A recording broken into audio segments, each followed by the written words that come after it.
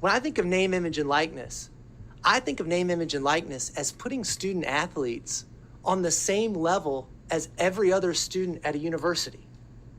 What this bill does is put forward a framework that says student athletes are on the same level as every other student at a university, and that they can profit off of their name, image, and likeness. Thank Chairman Wise, Senator McGarvey, members of the committee for having us here for an opportunity to discuss this important issue, which is confronting my program and all the programs at not only the University of Kentucky, but all of our universities.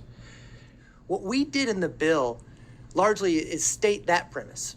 Name, image, and likeness is allowed for student athletes. Really, we go beyond that, though, and say much of how it is regulated is left up to the universities. Parameters, we give broad latitude to the universities. They're the ones dealing with these student athletes, and they need the flexibility as this law changes to be able to change it. So the governing board of the institution can adopt the policy governing the name, image, and likeness agreements of the institution's student athletes. But this bill, I think it's a model bill.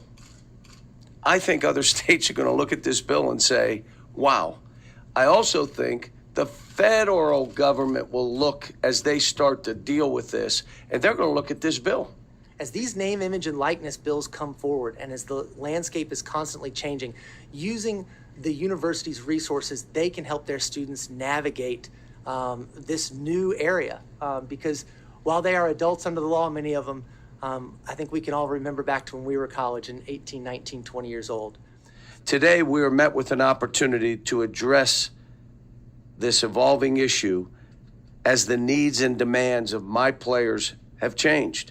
I'm confident with your interest as well as mine, we will share in creating the best opportunities for players while at the same time allowing men's basketball at UK to remain the gold standard. And so this thing, the flexibility, the ability to give Mitch the room to look at this and say how we do this, yet you protect these student athletes. You're protecting them. You're giving them opportunities. You're not restricting them.